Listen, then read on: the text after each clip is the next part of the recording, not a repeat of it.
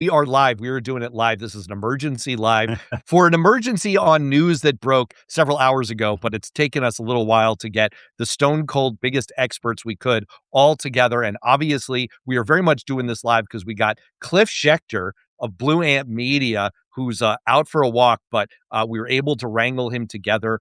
One of the stone cold experts on Democratic politics in the universe, an ad writer for Joe Biden in 2020. And to my other side, my good friend, also named Matt Wylie, a Republican political consultant, a campaign consultant who is deeply embedded in Republican campaigns, does a weekly show with me called Political Rehab, where, we are still a Republican and a Democrat who can get along, but we've got to unpack the death That's not of Lindsey allowed. Graham. Yeah, well, we break all the rules. We're live here. And, Matt, I'm going to start with you because you are a South Carolina-based Republican political consultant. You yourself weren't involved with Lindsey Graham's campaign. You weren't personally close to him, but a lot of people in your orbit are. And obviously, we want to be sensitive here. We're talking politics, but a human being has passed away. So, we want to give that its due. We know a lot of people are actually in mourning about this purely from a political standpoint, though. While it's a tough day emotionally for Republicans in South Carolina, it's not so tough that there haven't been people already putting themselves forward, asking to be appointed by Governor McMaster to hold the seat until Teat is actually right on brand for the way Lindsey Graham operated with Donald Trump to hold the seat for the rest of the term and then putting themselves forward for the special election. Walk us through what's the state of play going on in South Carolina right now. Yeah, first of all, look, this is a huge loss for South Carolina. Lindsey Graham knew how to get stuff done. He always delivered for South Carolina. And, his history is going to be complicated with all of us here in South Carolina and really for a lot of people. But what's interesting is the movement we're seeing right now. We've already seen Nancy Mace up on TV saying, well, she's certainly going to consider it. And I got to tell nobody could guess she'd be first, huh? No. She only finished 5th in the last primary, so why wouldn't she just jump in right now? But here's the thing, and this is what's so important for all of us here in South Carolina, is that if we nominate Nancy Mace, it puts that seat in play because Lindsey Graham had this seat for as long as he possibly wanted it. There's a serious Democrat here out there that was going to challenge him, but Lindsey was going to win this thing. And now the jockeying has started quick. There's a lot of the backroom deals that are happening right now, and it runs the gamut where the governor may appoint someone just to hold this seat for the next 6 months and let the primary run out. The governor may appoint himself. He may appoint his lieutenant governor who ran for governor before. It is a lot of moving parts, and it all matters to us right now in South Carolina. I'm going to put in the parking lot the burning follow-up questions that I have for you about the White House's role in all this. But I want to bring Cliff in because obviously, Cliff, I pulled you away from writing what I'm sure will be a must-read reflection on Lindsey Graham. I don't want you to step on your own piece, which is coming out on Blue Ant Media shortly. We'll step all over it. It's all good. But yeah, give us a little preview. This is, as Matt alluded to, this is a complicated figure we're talking about here. Someone who Democrats used to feel that they could work with and then made a sharp turn into Donald Trump. I guess you could call it succubushood, sort of like this very codependent relationship. And so, what's sort of the Democrats' perspective on this? Not celebrating the death of a human being, but this is a complicated figure. How are Democrats going to evaluate him? I just want to point out, you said a lot of things there, Matt, that really made me have to go against my grain and not make jokes and realize that somebody died. I'm going to make a joke later. I'm going. Please be careful with your succubus references and other things because you're making it difficult here. From a truly more sort of serious perspective, look, Lindsey Graham is somebody who, from my perspective, I haven't recognized in recent years. I once respected a whole lot when he was by John McCain's side. And I would say he's become two very different Lindsey Grahams. And my piece is about how sort of the last 48 hours, 72 hours before he died, you saw both of them. One of them, he's in Ukraine, still a guy that cares about international affairs, still cares about our relationships with our allies, even as he's allied with Donald Trump somehow, and is shaking Zelensky's hand and is standing up strongly for our allies, essentially. I mean, largest wars, ground war in Europe since World War II. Donald Trump has done everything he possibly can to alienate every member of NATO and then some. I think we're invading Greenland again next week, if I'm hearing things right. So who the hell knows, right? And people like Lindsey Graham are important there. At the same time, of course, the last person he called seems like before he died, at least according to Donald Trump himself, because Donald Trump has to make everything about Donald Trump, even somebody's death. The last call was to Donald Trump. Actually, I have breaking news right here. It turns out that J.D. Vance came to visit him minutes before he died. No, I'm making that up. I told you that I would. You're making jokes. You're inviting me into that area.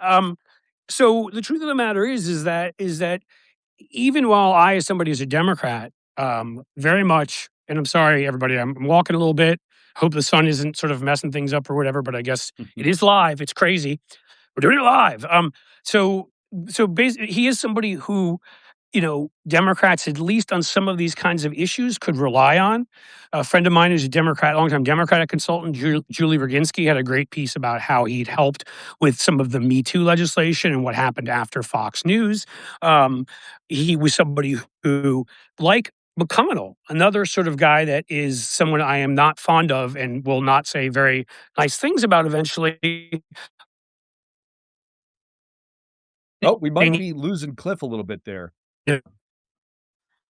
Well, then I'll go back this way. Let's see. Can you hear me? Yeah, you wander back that way. Okay. I'm going to jump in then for all right, I'm going to wander in this direction, and you guys... Yeah.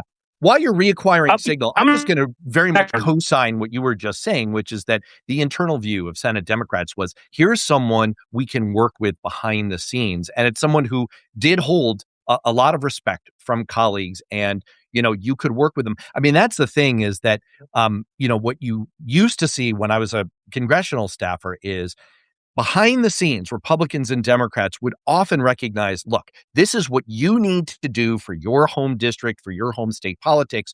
But behind closed doors, let's figure out what we need to get done as responsible adults who are entrusted with running the country. Lindsey Graham was a counterparty as a Democrat who you could work with for that. And that garnered a certain amount of respect from the other side of the aisle. Now, there's also a way of... Can you hear me? Please jump in. Yes. Yeah, I can hear you. I only just want to... I don't want to talk... I just want to say one more thing. I think the reason why it's so important is, and again, I'll get to the negative side, because I think Lindsey has done the old everything Trump touches dies, has done huge damage. And I don't mean that in the other way, but his legacy, he's going to be remembered a lot for this.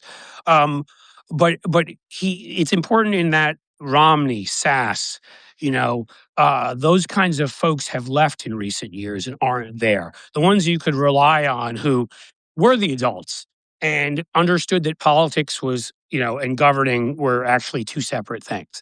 And so now you've got, are there any institutional guardrails to the MAGA wing? I think Wicker is somewhat of a serious guy, Senator Wicker in Mississippi. There are a few of them, but it's not just going down from 53 to 51 and having the majority be so bare. It's that in losing McConnell and in losing Lindsey Graham, who's going to make sure Ukraine aid gets passed now? Who's going to make sure these kinds of things happen when some of the demagoguing starts from some of those, on the MAGA train? And I don't know what that is going to look like, honestly. And Matt, there's so much that Cliff teed up there. I mean, there are repercussions that we have to talk about, like the confirmation of Attorney General nominee Todd Blanche, which has now been temporarily derailed. But I do want to talk a little bit about the Donald Trump aspect of this. First of all, for my part, I hope this isn't being needlessly cynical. I don't believe the president of the United States when he says, coincidentally, I was talking to Lindsey Graham last night, and wouldn't you know it, I was talking about the SAVE Act. That sounds like very motivated thinking there. Yeah. But Matt, you and I were talking off air a little bit before this. It does seem like the SAVE Act is going to be a major axis around which everything is going to rotate. Obviously, we know that Governor McMaster has the ability to appoint that temporary placeholder to serve out the remainder of Senator Graham's term. We also know there's going to be jockeying for that special election to replace him within the primary to be the nominee of the Republican Party.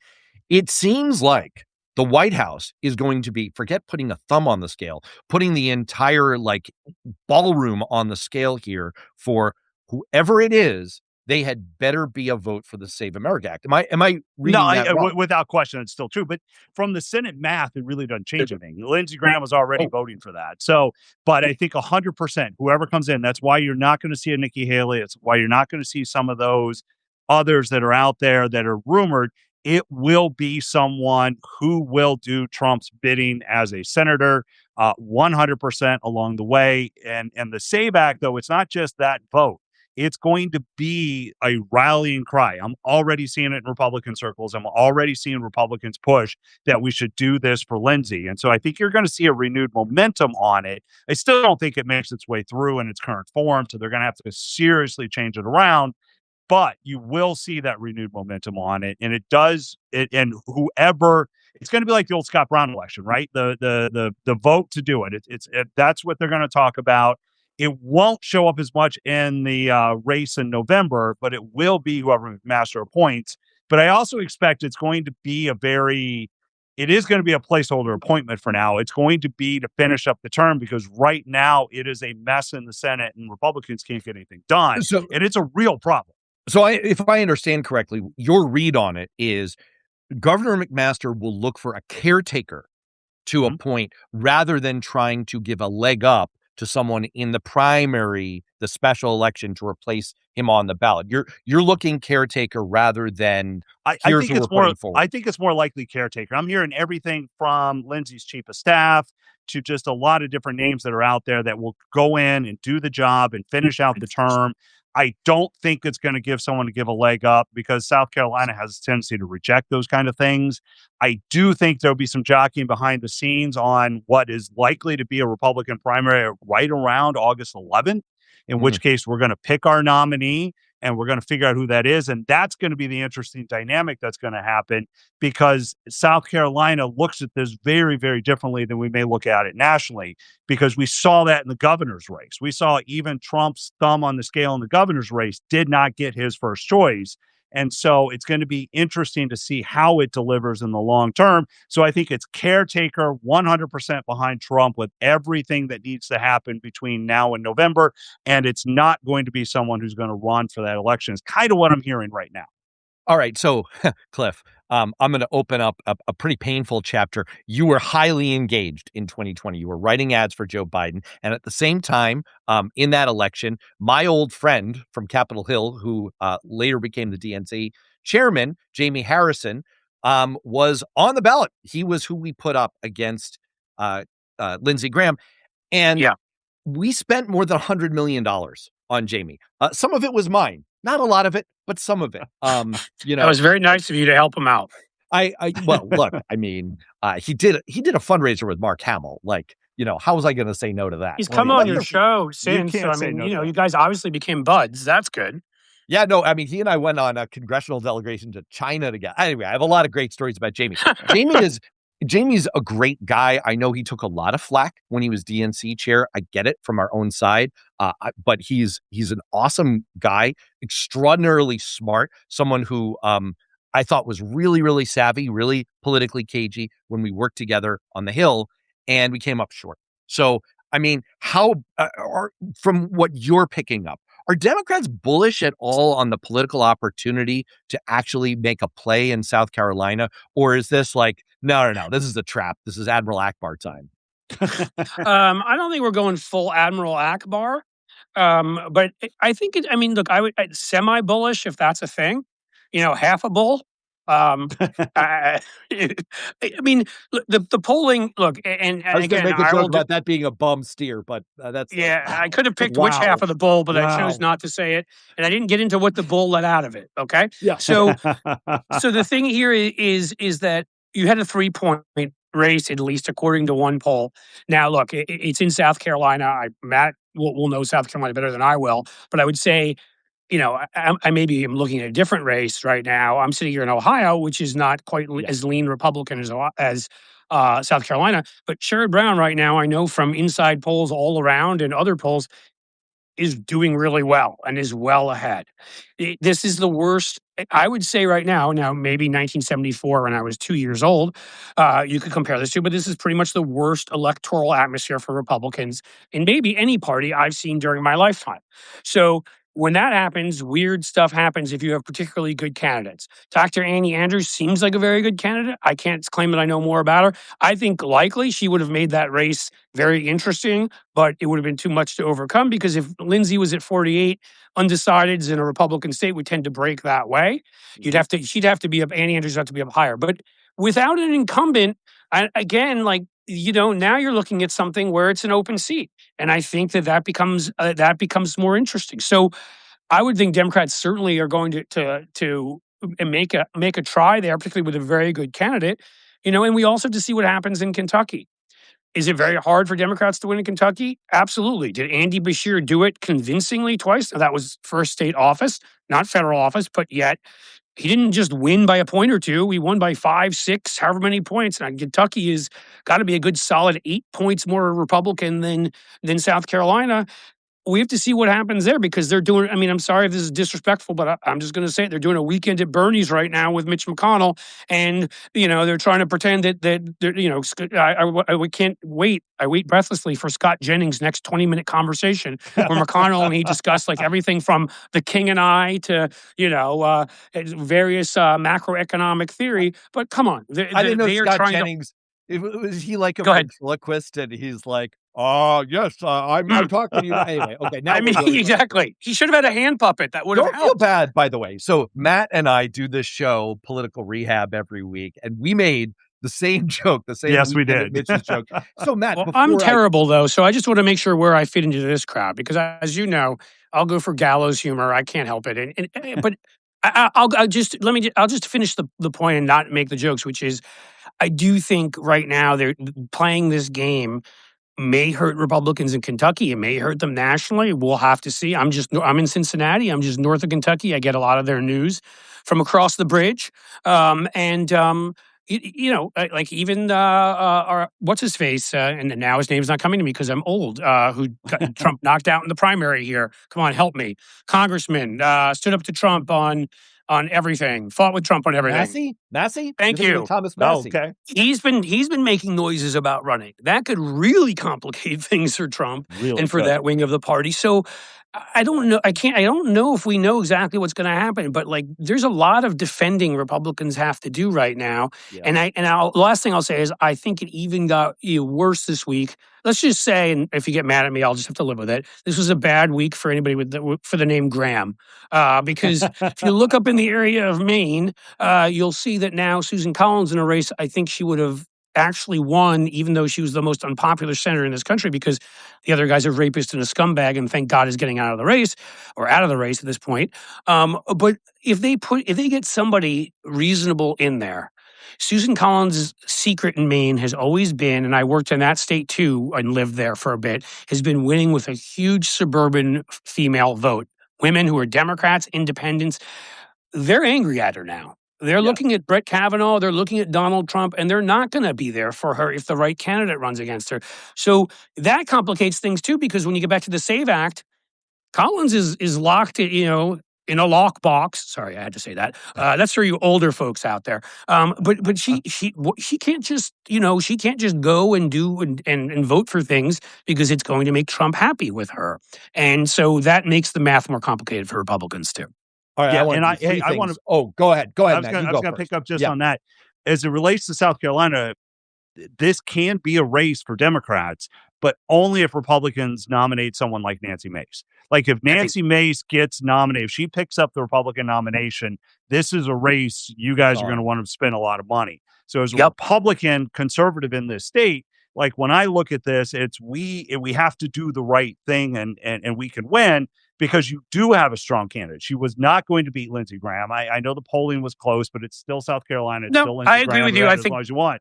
As I said, yeah. But she is a strong candidate, and if Republicans nominate the wrong person, we could put South Carolina in play. And then we're trying to defend Texas. We're trying to defend South Carolina. I was going to say it's the Ken Paxton rule, which That's is exactly you guys right. keep John Cornyn, even in this year, in this particular year when the wind is so much against you guys.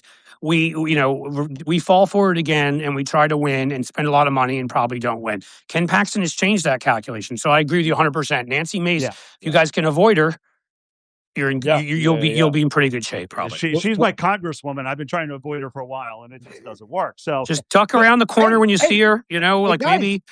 I got it, Matt Wylie for Senate. I have time for this. Is this an announcement video? Is that what's happening? Should we make this announcement video? Let's do Matt it. Wylie for Senate. Let's do it live. Dude, Matt do Wylie it. for Senate. Yeah. Oh my gosh. I don't even know you very well, and I'm saying do it. Go for it. It'll be awesome. Not? You're my kind of Republican, man. You're like an actual conservative based on your principles. You are not a fan of Donald Trump. You work against him. It's amazing. Anyway, I want quick things. One, I just want to pick up on the thread that you were laying down there, Cliff, about the situation in Maine. It's something that I discussed on Bloomberg News, on Bloomberg TV a couple of days ago. I'll probably put that out along with this for anyone who missed the live after. So subscribe to me. We're throwing that Robison, and you'll catch that. And what's the other show they should check out, Matt? There's another show. It's also on. That's me and Matt doing. It's PTI meets the Daily Show. Yeah, there you go. I just want to make sure we get all the plugs in. Go for it. Get them all in. That's all the plugs. I also I always like to shout out the people who are being very active in the chats. We see you. We are reading as we go. I'll point out, for example, Mary Beth Jones says, whoever they anoint won't have the pull that Graham had. Absolutely. I mean, one of the positions that Lindsey Graham occupied, and Matt, I'm sure you could co-sign this, was a little bit of a Trump whisperer, a little bit of a go-between. Trump even said that in his comments last night, with that Lindsey Graham was someone that he would go to as an interlocutor in the Senate. And by the same token, Graham could kind of be a go-between and sort of get Trump somewhat corralled when he was going completely nuts from the standpoint of Senate Republicans. And that's a valuable feature that Republicans have now lost.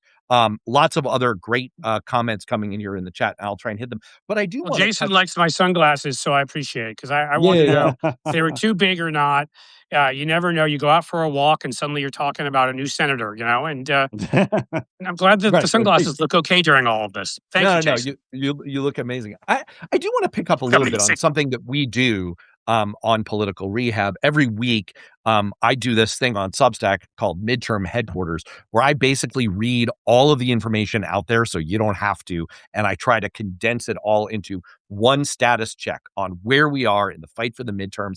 And then, Matt, and I went to high school with this guy, so I'm just going to tell all of you, he does his homework, man. He reads stuff. He pays attention. I was the kid in the back of the class throwing pencils and not paying attention. Matt does his stuff. I'm sure the other Matt does his stuff too. But I'm just going to tell you. Well, thanks. Seriously, read his Substack, because he probably knows as much or more about everything going on in all of these races as anybody else out there. And we're the three of us here are more geeky than most people when it comes to this stuff. Well, thank you very much, and right back at you. And I will say, I want to Matt. I'm going to put you on the spot on this, because one of the things we try to do on the show every week is we take what I tee up in that midterm headquarters, and we look across the battlefield on the show, and we try and give an unvarnished assessment of where do things really stand. And one of the things that I really appreciate in doing the show with you is you're a truth teller. You are not a stand for your side of the aisle. You give it to people straight. And so, walk me through. We thought at the end of last week that the Graham Platner situation, as horrifying as it was from a purely political standpoint, is like an Etch-a-Sketch for Democrats. It's like, thank goodness we get to be shut of this guy and move on and get a do-over on this. And you agreed. You said, this is, and we're getting reporting now that backs you up, that inside the Susan Collins campaign, they are very unhappy about losing him as a foil. Is she concerned? She's troubled. She wrote a strongly worded letter to herself. Just want to make sure as long as she's concerned, then we know it'll all be okay. Well, as long as Donald Trump learned his lesson from this, that's the real thing. So Matt, give me again the truth serum version of this between the Graham Platner and the Lindsey Graham events. And now, I mean, we're obviously closely watching what's going on with Mitch McConnell. What is the discussion like inside Republican headquarters, like in the circles you travel in? Like how alarmed are people? Does this change your view of where things stand for the midterms? No, there's a lot of concern going on right now. Look, our map, as we talked about last week, there are more seats we have to defend. And it's an unknown in our primaries in South Carolina who's going to come out of this. We have some great candidates. If the lieutenant governor wins, we're going to hold that seat. But we're still going to have to spend more money in South Carolina than we would have with a Lindsey Graham in there. And that frees up dollars to go to Maine. That frees up dollars to go to Texas and Ohio. And so we're finding ourselves having to defend more and more along the way. The second piece that we have now with the loss of Lindsey Graham is it throws the Senate into even more chaos than what we've had before, which means we're not going to get anything done, or the things we're going to do are going to be the wrong things that Americans want to see. And so if we just push this agenda through that's not going to appeal to our swing voters and our competitive seats, we're going to lose them. Because whereas Republicans are going to be out there and say, yes, I want voter ID, and yes, we can argue on the citizenship side of things, but some of the other extreme proposals that continue to push through, if they make it through the Senate, they're not going to help us because we still do have an affordability problem. We still do have gas prices too high. We still do have inflation. And in those swing votes, tight races, and the Mike Lawlers and some of those seats out there that we need to defend or win, they become more difficult with us because of what's happening in the Senate or what's not going to happen in the Senate. And it's going to be a complete mess, even as we start trying to get through confirmations. And if a Supreme Court justice does decide to retire in the next 6 months, there is zero hopes of trying to get a conservative through that. And so it's just going to create problem after problem after problem. And so when I look at this battlefield right now with what's happened today, the map is getting harder for Republicans. And that's the bottom line take out of this. And if people want to see that weekly assessment, I'm doing it. We're doing it on the show. People can catch it. I'm updating kind of the dashboard, pulling in all of the data, all of the race ratings. We should do it sometime, Matt, where you and I should try to join you and we should just geek away. Because I miss doing some of this. I find myself talking too much. I mean, obviously, there's lots of other stuff going on. Yeah, geek out with us, man. And I'm sorry, I'm not trying to. I'm inviting myself over to Matt's house, everybody, just so you know. Come on in. Hey, I hope you want to have make this a throuple. Yeah, have some bagels ready for me. If it's not a bagel, it's nothing. I don't want it. And I apologize. I'm thinking about New York because somebody near here was trying to parallel park, and we learned that from birth in New York. I mean, I love Cincinnati, but they've really got to work on it. Let me say this because quickly just shout out a few people who are in the chat. People are spooling in like mad here. We've got Lefty Grant, Dr. Lulov is here, Melissa Amore, Lev Parnas. We've got I'm obviously leaving out almost 500 people, but just shouting out people who are jumping in right now. And also, I didn't see my friend Dr. Lulov in there. Hello. And also, I think I saw Lev. I think I owe both of you calls, so I'm sorry. But, we had to do a live and... the name of the fugitive is Dr. Eric Lulov. So I want to wheel over to you. I know you were going to make a comment, but there's a question that came up in the chat, and I want to throw it your way, Cliff, because you are eminently qualified to answer this, and you can also make your comment along the way. Antonio Cruz says, hold on, I selected the wrong question here.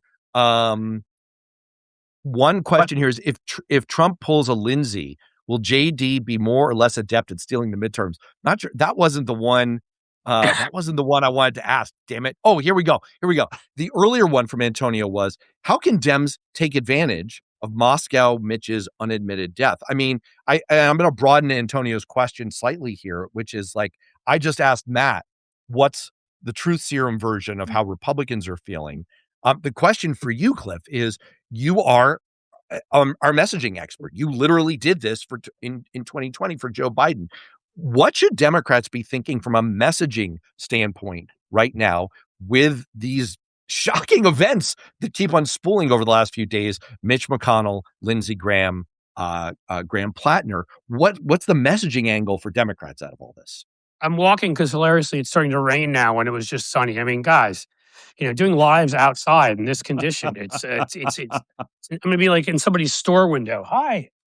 Okay. So I mean, for right now, because the messaging originally for me was to go after is very simple. Donald Trump is of, by, and for the oligarch class.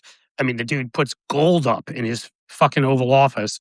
I mean, could you be more Caligulan? Well, he could, and I don't want to hear about that. That's in the Epstein files, probably. So, to me, I would have made this about the billionaire predators and about the Epstein class and Musk, and I still will because I still think they have a disproportionate influence on this country.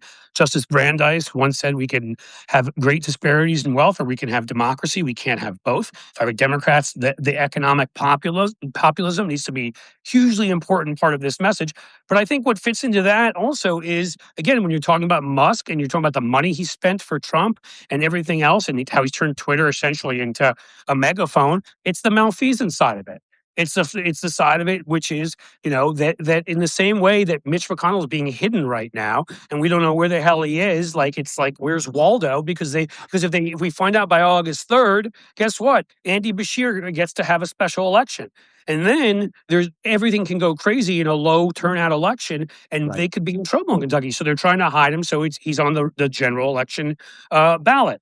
I think that the combination of oligarchy and malfeasance and attacks on our democracy, and I think to me this ties right into that with McConnell. And I mean, if they handle things right in South Carolina, and there aren't games played, then no, that wouldn't play into it. But I think what's going on in Kentucky definitely plays into it, and I would still say that should be the message. But I'm going to give one word of caution on our side because Matt here decided it was Matt Wylie decided is being a truth teller, and I like to have always said that I do the same thing. I'm not lying and I'm not bullshitting.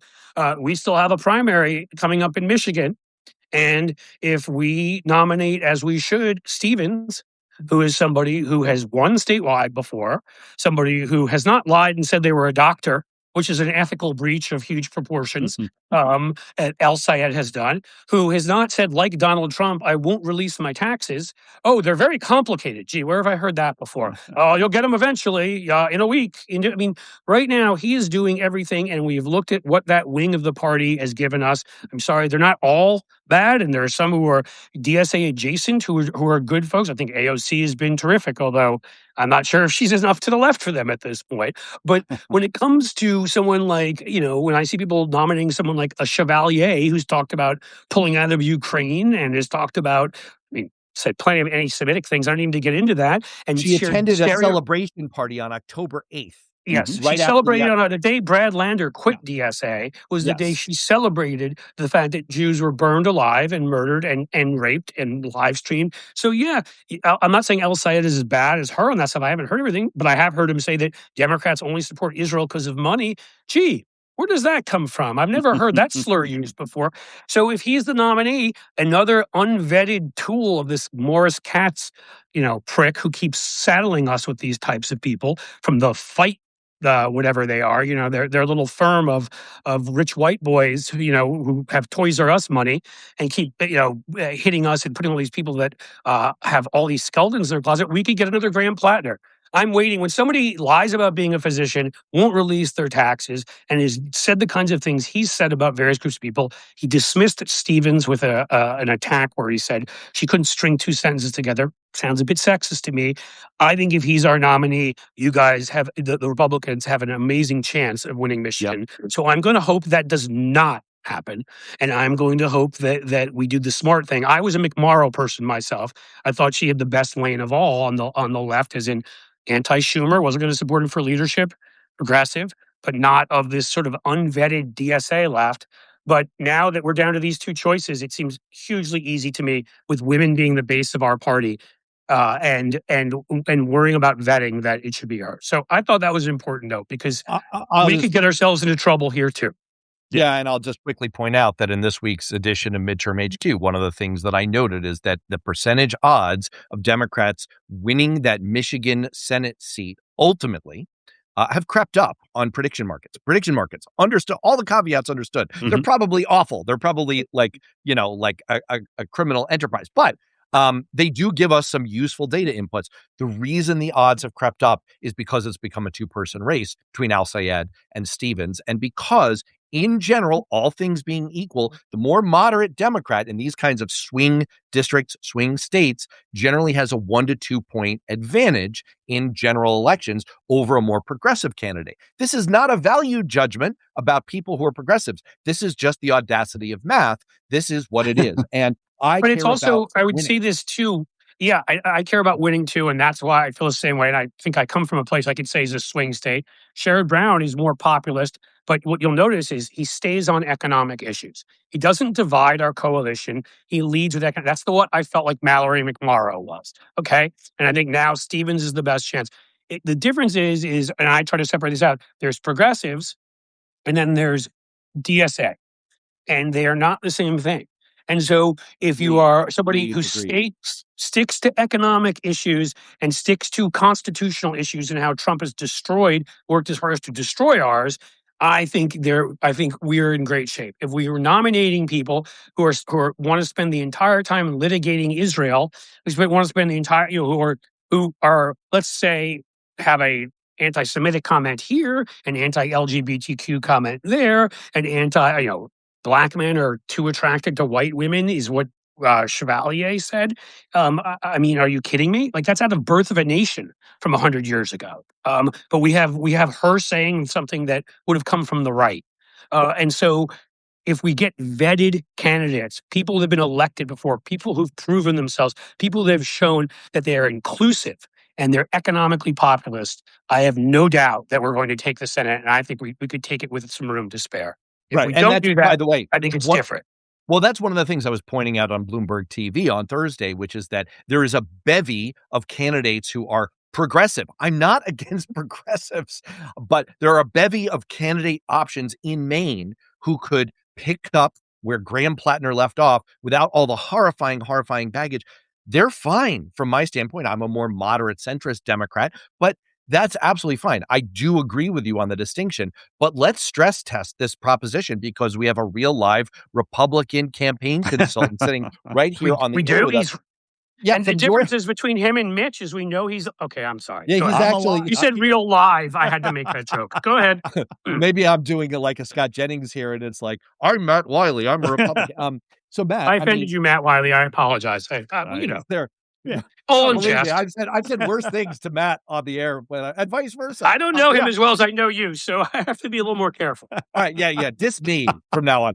So Matt, I mean, do Republicans from purely, I'm not talking ideologically, I'm saying just from a pure let's win some campaigns perspective as Republicans, do you see a distinction? Is DSA just a very helpful buzzword to tag Democrats with? Does it make a difference to you? Is there an advantage you see when you're going up against a DSA person versus a progressive versus a more moderate Democrat? Or is it all the same? You're going to tag us all with the same stuff regardless. I think the more socialist candidates you nominate, the easier it becomes for Republicans generally. Like, we're not going to separate. We're going to take the extreme part of your party and we are going to try and turn it into a club against you.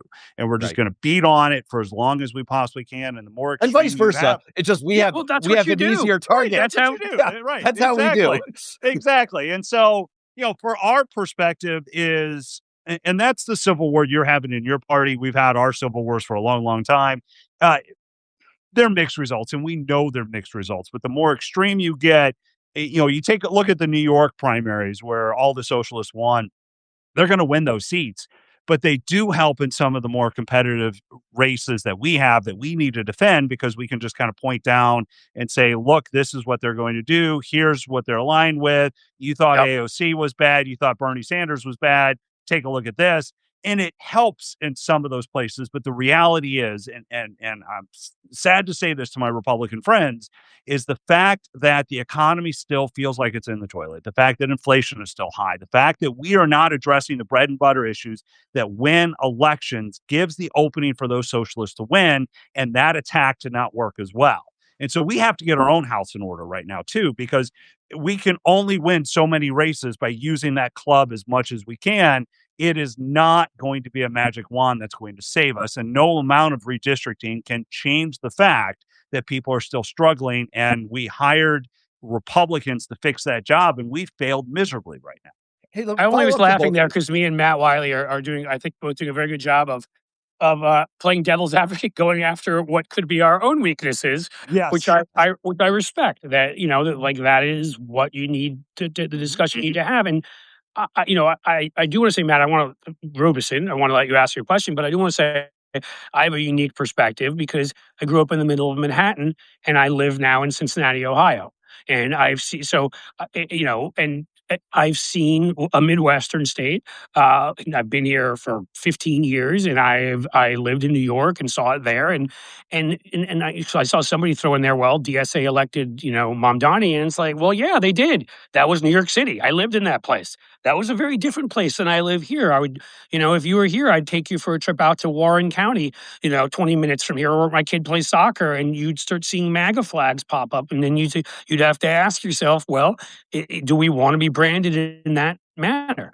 And the thing again, I'm sorry, I'm not like a Sherrod Brown stan. I'm somebody just amazed by his political talent, because there aren't many Democrats, even right now in this atmosphere, that would. They did just move the Acton race. I saw Charlie Cook to lean Acton, which actually surprised me, because that's going to be that really is because you guys again picked somebody terrible. If you'd picked a garden variety Republican to run and not pump and dump Vivek Ramaswamy, then it would have been. I think that we would have had a very tough time winning that governor's race. But because you chose to pick someone where we could make this a referendum on him, on his past, on his out and out support for Trump, on the way he made his money by ripping off investors, which sounds a lot like Donald Trump. You guys have made it a lot easier for us to now have a chance here to win that race. And with Sherrod at the top of that ticket again.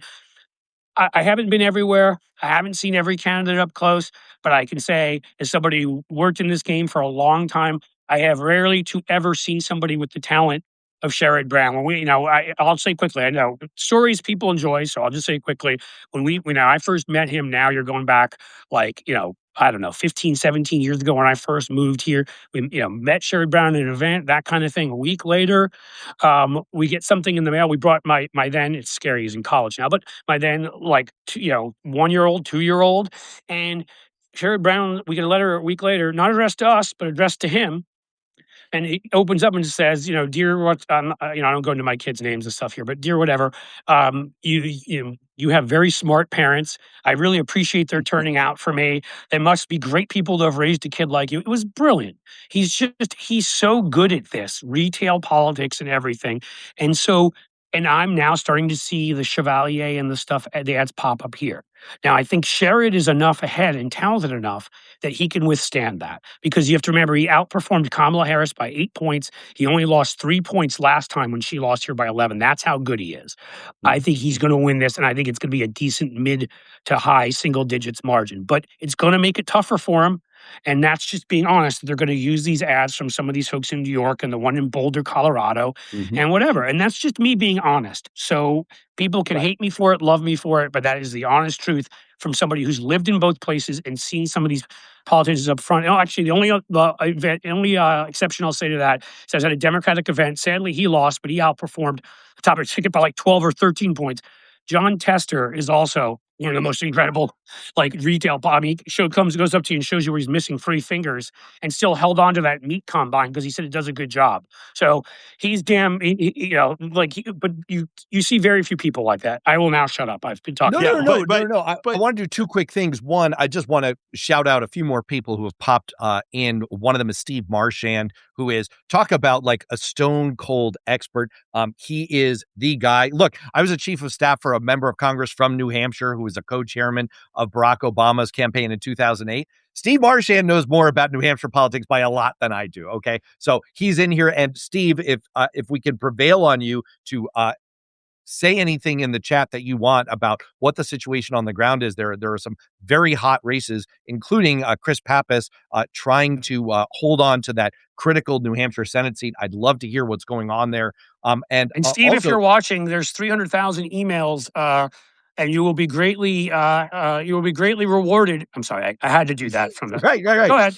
Yeah, no, people should follow Steve. And also, we've got people are asking Dr. Alec Lulov for some medical assessment. He's another great follow, by the way, if you're looking for people to follow on Substack. Well, and can I say something quickly, Matt? Because Eric Yes, has written a piece for us, and it's going to come out, I think, in the next day or two. And he was one of the ones who came out as somebody who, is an orthopedic surgeon and doctor, and wrote about what El Sayed did and was angry about what, as a former Michigander and someone who lives in Florida, because it is not just a slight breach. It is a huge ethical breach. It is bad. And I guess I can't impress on the people on my side how we got to stop this shit, okay? If we want to win, stop putting people up there that are not vetted and lie about themselves. Stop. That's all I'm going to say. Absolutely. Well, I was going to say people were asking for kind of a diagnosis from a distance of what's going on with Mitch, but also worth the follow there for that assessment of El Sayed. I could drive across the bridge and try to find out. Mitch is probably in the Louisville area. It's about 2 hours from here. I don't think they'd let me in the hospital. I've written some nasty things over the years, but I can try. Yeah, I think you're probably on the list. So Matt, I'm sorry, I kind of you were going to say something. No, I was just going to say, I know the ad makers for Vivek, and I can guarantee you that's the direction they're going to go. So they haven't told me that in firsthand knowledge, but I know the way they think, and you're 100% right, Cliff. That's what they're going to do, and they're going to light it up. And that's what you're going to see to try and do it. I mean, I personally, as a Republican, hope you guys keep nominating people like this because, it's my only chance of winning. Right. You want us to nominate, El Sayed and some of these people in the way that I love you for nominating Ken Paxton. It's right. Exactly. I mean, it's the same thing. It makes sense.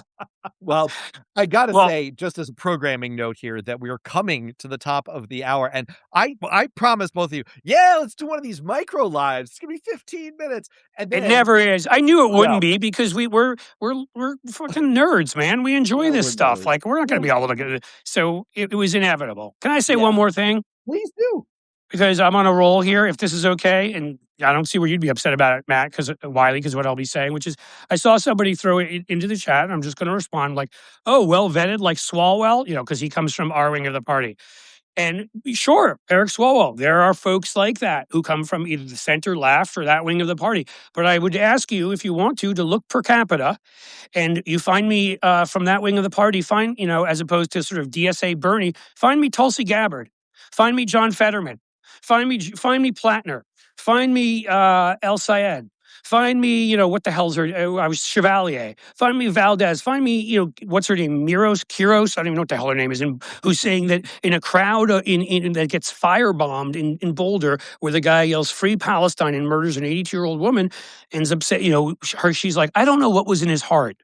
I'm not sure he was anti-Semitic. I think I know what was in his heart. I think he made that plainly obvious. So if you want to go with the Swalwell defense, if you want to call it that, I feel like an O.J. Simpson type thing now. You go with the Swalwell defense. We always have some terrible folks in the left, the progressive left, and the center left is what I call the two wings that I support. But you guys are almost going one for one at this point, and I named them. You find me our Tulsi, and you find me our Fetterman, and you find me our Platner, and that's all. I mean, people who have been vetted or people are better than people that haven't been vetted. How about that? Look, I agree very much. And this is what I was talking about on Bloomberg TV on Thursday, which is, this is what is going on. I mean, Cliff, you know this. You've been part of the Biden campaign. Matt, you know this. You're a campaign consultant. You run this on your side. What is going on right now at Democrats' secret headquarters is furious self-oppo research that should have been done on Platner a year ago. It's this is going to be an extraordinarily invasive process over the next few weeks because, okay, go and sin no more, guys. Like, we've gone down this road. we're getting a do-over. That is what is going on there. Let me just say, because I know we really are kind of pushing it, although I mean it really is amazing, and I appreciate so much how much people are engaging in the chat. I'm trying to keep an eye on it, shout people out. I Many people. I saw Marcus Flowers came in here, Marcus took Flowers on Marjorie Taylor Greene back in the day. Well done, my friend. I thought for a It's second not you an were easy telling me that district. MTG was in here herself. Look, MTG, it's an open invite. Okay, she's about to join our side. She's how about we could make a trade. Like, we can give you guys. Okay, I won't even go any further. Oh, no, I want to know this. Who? Well, I know. I'm just gonna. I'm gonna upset some of the DSAer folks even more. So I was gonna offer maybe. I was gonna offer maybe Chevalier and a player to be named later for MTG, something like that. But in any case, right. All right. So look, let's. I want to get out on this. We started this with Lindsey Graham. Let's end it on Lindsey Graham. I mean, Matt, we've kind of, this is what you and I do, right? Like, we try to have fun with what are deadly serious topics. And in this case, it's a matter of life and death. It's someone who has served in the public trust, has done some positive things in his career. Like I said earlier in the show, Lindsey Graham is someone who behind the scenes for many years, I think it changed a little bit, but he was someone who Democrats felt they could work with on certain issues. He was a serious person. He took his job seriously. And, so he leaves, as you suggested earlier, a complicated legacy behind him and a complicated political picture. How would you sum that up? As you're kind of processing all of this today? Yeah, look, I mean, it's a huge loss, like I said, for South Carolina. He was someone who could get things done. As a conservative, I had my gripes against Lindsey Graham for years. And so the evolution of Lindsey Graham from being hated by conservatives to now also being hated by Democrats, it makes that. Can I ask you something, Matt? Yeah. If it's okay? Because I don't know this. I haven't been on the show, so I hope that this is okay. But are you more of the sort of, in not Trump grifter or whatever, but actual America first, like more Massey type conservative, or are you more of a sort of, more of in the George W. Bush mold of conservative? Because I don't know the answer. You're a Reaganite. More Reaganite. Yeah, exactly. I mean, it's more Reagan, more Bush. It's. My background, I've worked for John Ashcroft and I've worked for Lisa Murkowski. So I've worked for Herman Cain and I've worked for Chris Shea. So I've been all over the political map. Speaking of dead guys, you didn't work for Ashcroft before he lost to the dead guy, did you? Oh, I was on the race when he did lose to the dead guy. I was on that race. I'm not making fun of you. I just know that must have been tough. Wound. Yes.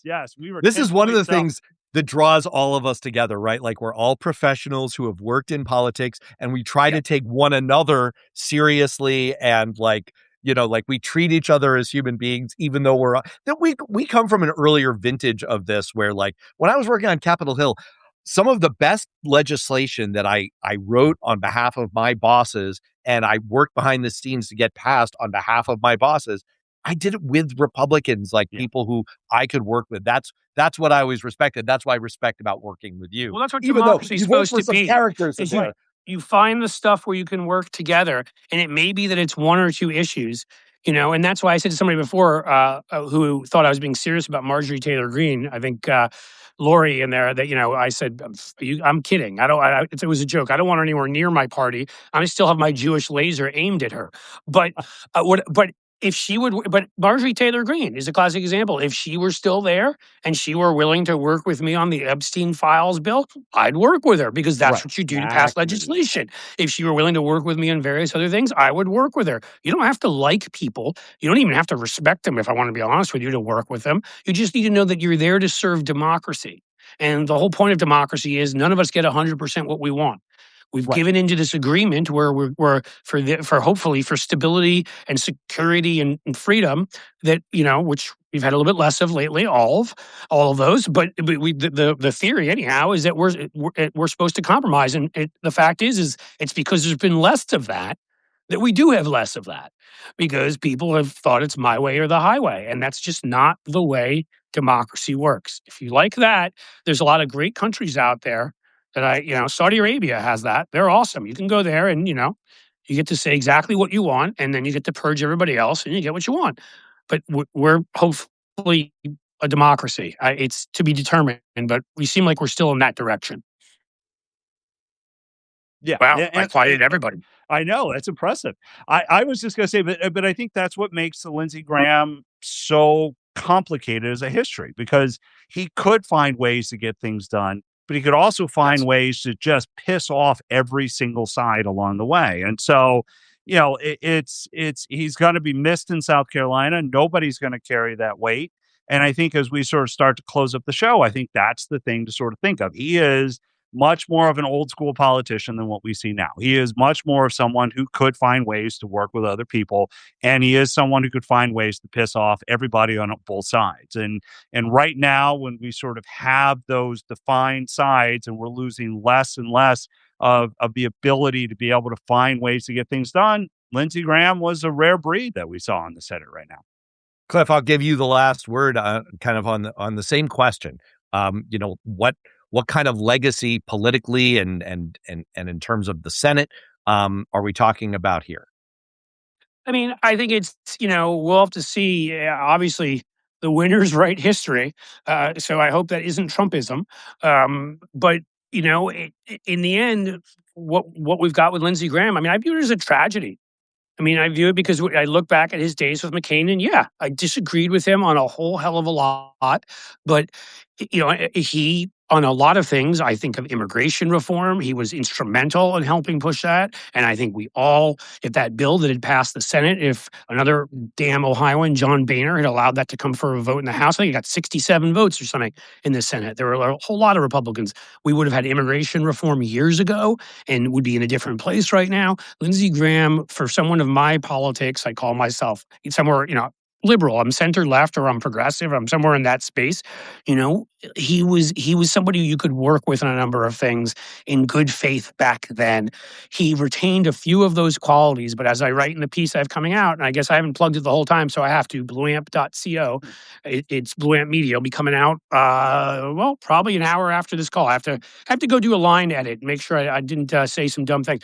But he still stuck with it on Ukraine, and that was hugely important. And I didn't even know about his work on Me Too. I saw that from my friend Julie, who, is a Democratic consultant for a long time. And so he, along the way, did some good things, and obviously helped with getting bills on spending and other things passed that some of the other, demagogues would try to block. And so I'll still give him credit on that. But I still think he's a tragedy in that he lent so much of his public face to Donald Trump, to enabling Donald Trump, to supporting Donald Trump. And I think Donald Trump will quite easily be remembered as the worst president in history and the person who almost took down our democracy. Or if he does, somebody else will write that history, and I'm guessing he'll be remembered as somebody wonderful. But if people do get to write that history, I think he's going to have to be looked at in the same way. I'm trying to think of some of the other ones who along the way just kind of like bent themselves. Marco Rubio would be another one. Susan People that stood Collins.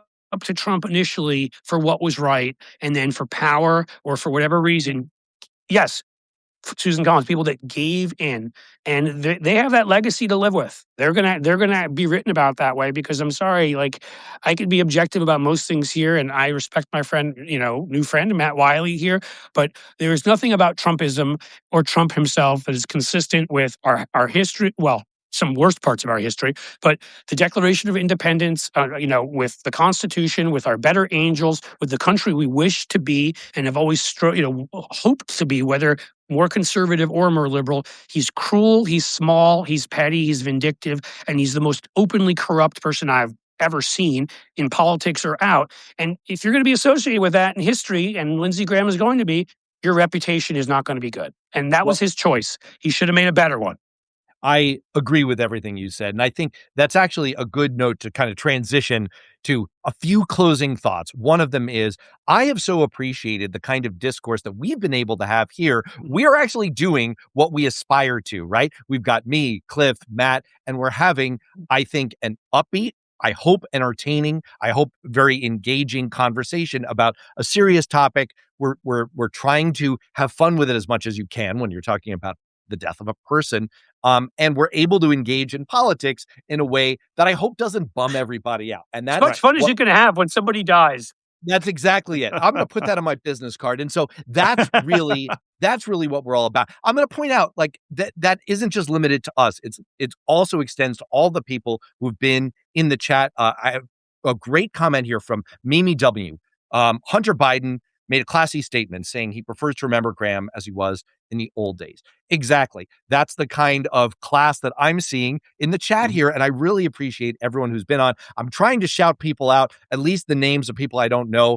Thank you to all the people who I've met today, because I found your conversation in the chat to be really engaged and delightful and interesting. People have been great and they've been involved. And thank you It's for fantastic. It really is great. And that's what I love about doing these kinds of lives. It's a very organic way for us to all get together and, think out loud. And it's a nice little dish of community. If you want to be part of a very large, very thoughtful, very interesting community, Blue Amp, blueamp.co. That is Cliff Schecter, the proprietor, the head mugwump of you are sort of the Gandalf of Blue Amp. The dummy who got himself involved over his head in about 50 different things. I'm like the old skit from In Living Color. I've got like 40 jobs. Yes, came on. So yes, right. It's all good. I'll make it through. I'm a creator. I'm a CEO. I don't know what I am. I clean the garbage too. You get all kinds of great stuff from Cliff, including me, because I host a live stream that also goes out on some of the Blue Amp properties, including on YouTube on Tuesdays. And then you've got Matt Wylie here. You're just under your name on Substack. No fancy I make it publication names for you. You're just you. You're just Ken.